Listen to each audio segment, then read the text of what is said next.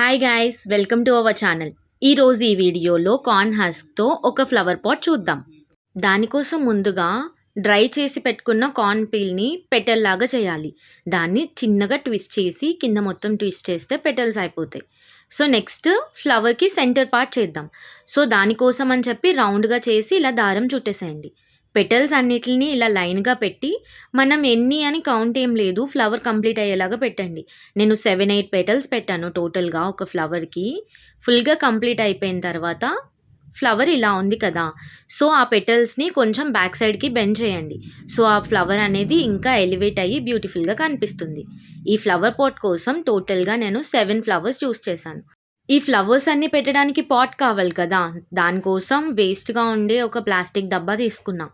So దానికి same కార్న్తో wrap చేశానండి. Wrap చేసుకున్న దానికి నీట్గా ఇలా పాట్ లాగా తయారు చేశాను. దానికి గోల్డ్ కలర్తో కొంచెం రిచ్ లుక్ ఇద్దామని చెప్పేసి గోల్డ్ కలర్ యూస్ చేశా.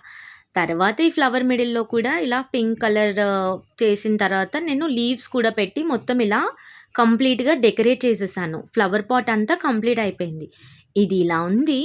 మీకు ఎలా అనిపించిందో కామెంట్స్లో చెప్పండి. నచ్చితే ప్లీజ్ లైక్, షేర్, సబ్స్క్రైబ్ చేసుకోండి. Thank you for watching.